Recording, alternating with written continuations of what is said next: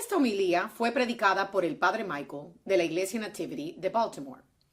Estamos en la segunda semana de nuestra serie llamada Plan de Juego.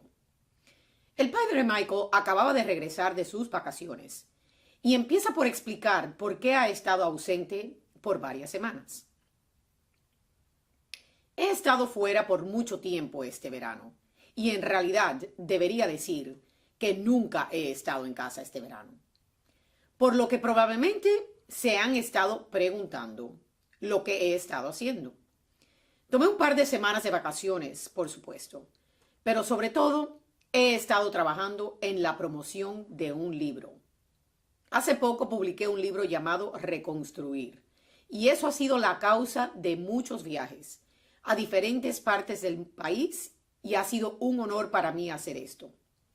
Ha sido interesante, ha sido divertido, pero vamos a ser realistas. El viajar constantemente cansa. La mayoría de las veces he estado viajando con mi socio y coautor. El tener un compañero de viaje me ha ayudado, pero aún así se hace agotador. El viajar tanto se convierte en una molestia y volver a casa es un gran alivio. Un ejemplo. Hace un par de semanas estábamos en Chicago. Volamos un lunes por la noche. Tuvimos reuniones todo el día martes y el plan era volar de regreso a casa el martes por la noche. Nuestro vuelo estaba supuesto salir a las 5 de la noche y llegamos al aeropuerto con tiempo suficiente. Pero, por supuesto, a esa hora del día el aeropuerto siempre está lleno. Siempre hay un gentío y en este caso se trataba de algo más también. Al estar esperando, una especie de zumbido comenzó en el terminal. Es difícil decir exactamente lo que estaba pasando, pero de repente algo estaba pasando. Hubo una agitación, hubo una interrupción y un trastorno no identificado. Un creciente nivel de incomodidad. Y así empecé a caminar y a mirar a mi alrededor y escuché conversaciones, tratando de averiguar lo que era, y lo primero que descubrí fue que nuestro vuelo no solo se había retrasado por 2 horas, lo cual fue decepcionante, pero lo peor estaba aún por venir.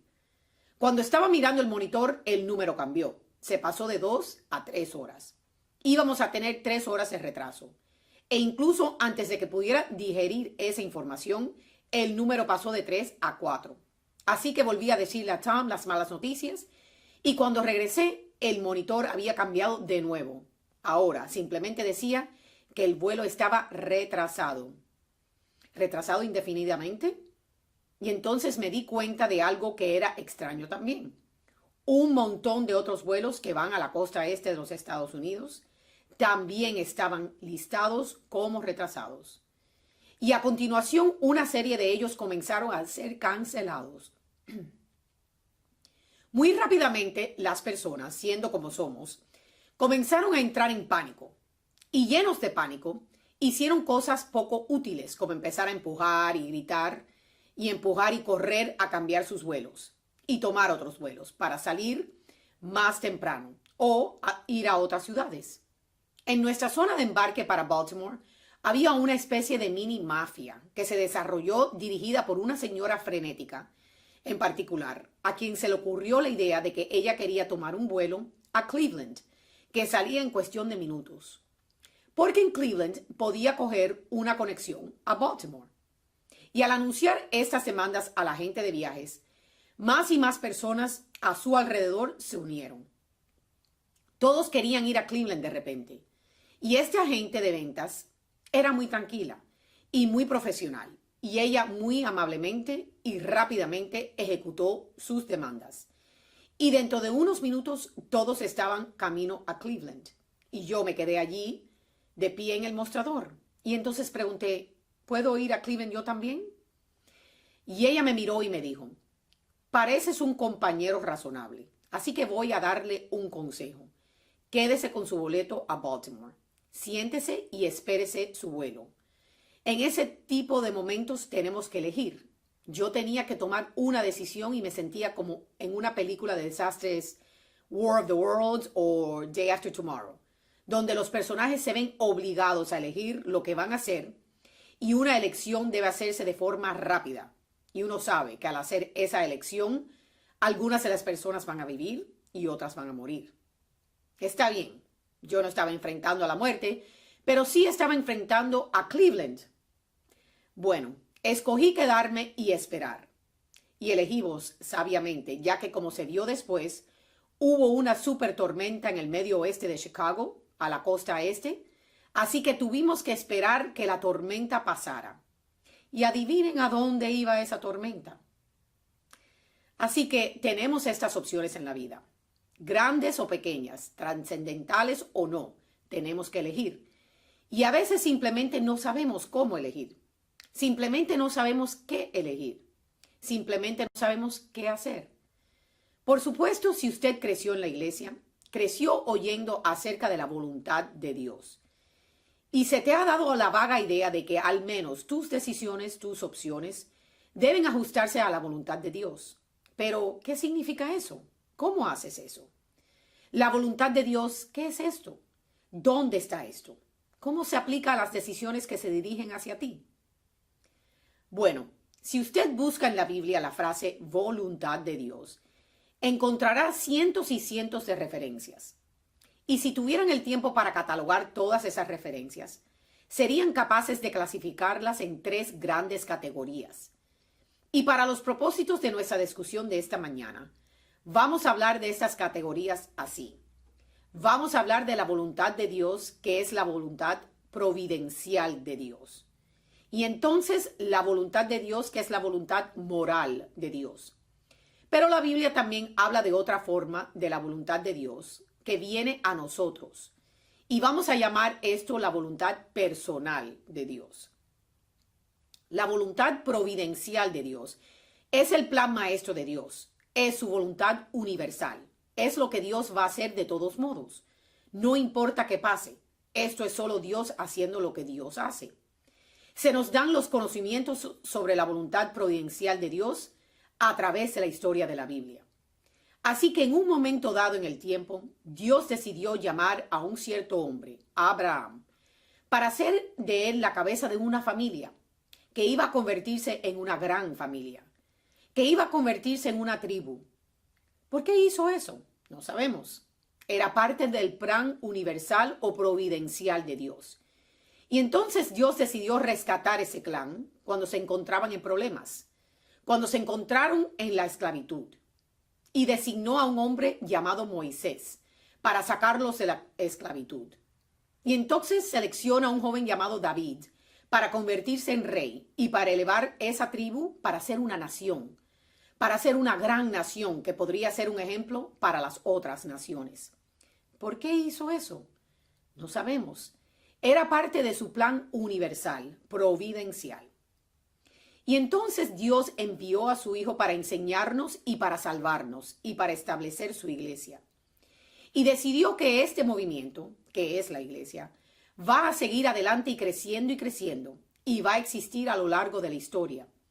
Y nada ni nadie podrá detenerlo, tanto como lo han intentado. Piénsalo.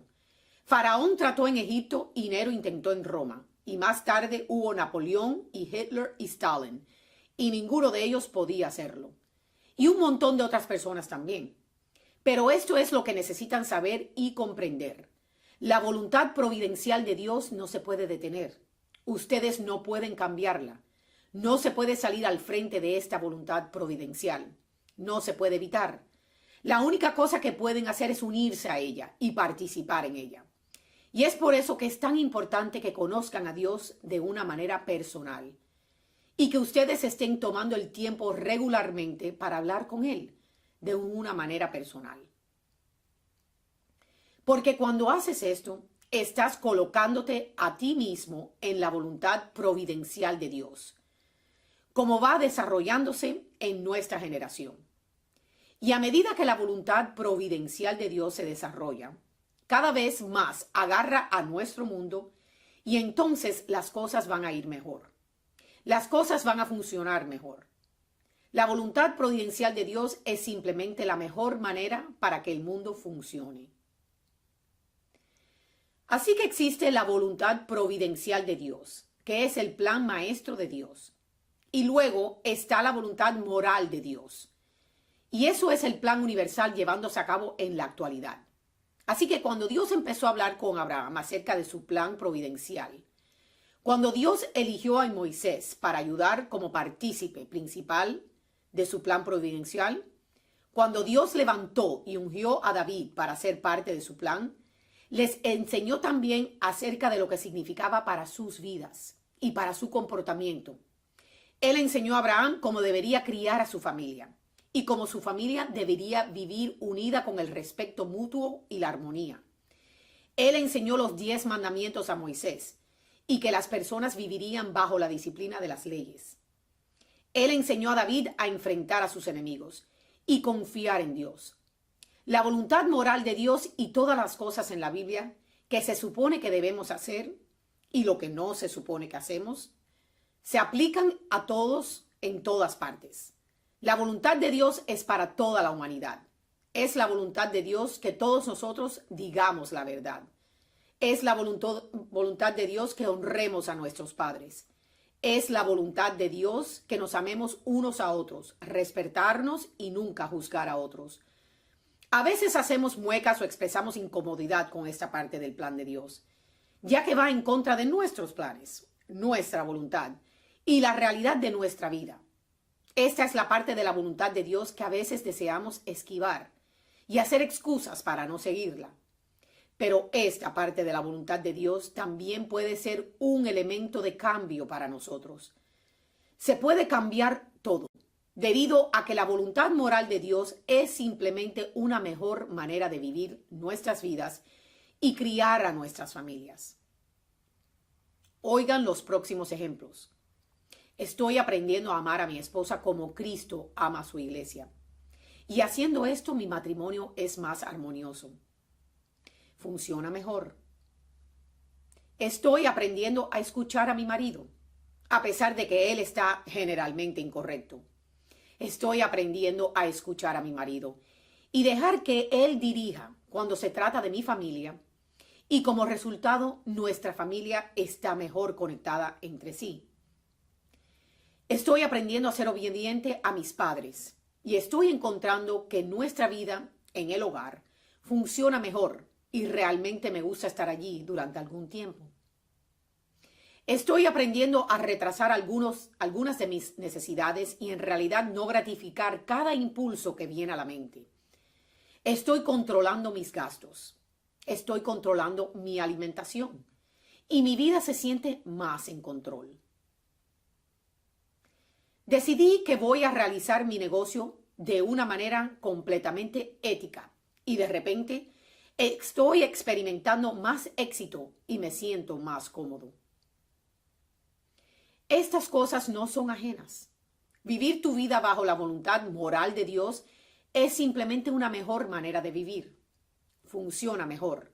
Y es por eso que es tan importante que no solo tengamos una relación personal con Dios, sino que desarrollemos esa relación en el contexto de una comunidad de la iglesia local específica, donde podemos crecer en nuestra comprensión de la voluntad moral de Dios, junto con otras personas que están tratando de hacer exactamente lo mismo. Así que existen la voluntad providencial de Dios y la voluntad moral de Dios. Luego está lo que llamamos la voluntad personal de Dios, que es todo acerca de lo que Dios quiere para ti y tu vida. En concreto, en lo personal, de forma única. Es interesante para mí que cada vez que hablo de esto, vuelvo a encontrar que muchos de los católicos en realidad no creen en esto. Ellos no creen que Dios tiene un plan personal o visión para sus vidas. Como si Él tuviera mejores cosas que hacer, más importantes que hacer. Cada vez que hablo de esto, alguien inevitablemente vendrá a mí después de esto y dice, oh, por favor, ¿realmente no creo esto? Bueno, si usted lo cree o no, yo sí lo creo y es verdad. Dios tiene una voluntad personal para tu vida, una visión para lo que tú podrías ser y lo que debes ser. No importa en qué etapa o estado de vida te encuentres. Él tiene una visión de lo que pasa por delante de ti, lo que podría ser y lo que debería ser. Y este es el trato.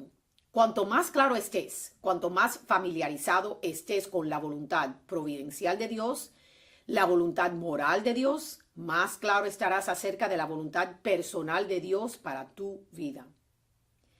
Es por eso que no solo necesitamos una relación con Dios y una comunidad local específica en la que estamos formados y crecemos en nuestra fe. También tenemos que estar trabajando. Tenemos que estar trabajando en nuestra fe, ya sea a través de la vida en grupos pequeños, dar y servir en el ministerio o en misión. Porque cuando estamos haciendo alguna o todas esas cosas, estamos colocándonos en la voluntad de Dios.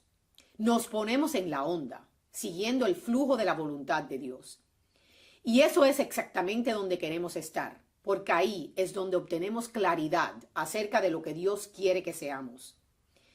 Es esa la manera más fácil de discernir cómo Dios quiere que vivas tu vida. Así que si estás tratando en este momento de hacer planes o tomar decisiones en tu vida acerca de tu carrera, tu trabajo o tu empresa, si estás tratando de tomar alguna decisión relacional sobre con quién deberías salir o con quién te vas a casar, o sobre el matrimonio en sí, si tienes alguna decisión acerca de la escuela, o sobre tu salud o acerca de tus finanzas, comienza a mirar esa elección a través del lente de lo que Dios ya está haciendo en el mundo.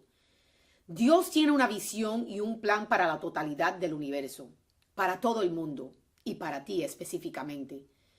Maravillosamente, un plan único en su género, que nunca se repetirá y que se desempeñará solo una vez. Todo lo que tienes que hacer es llegar a conocerlo a Él.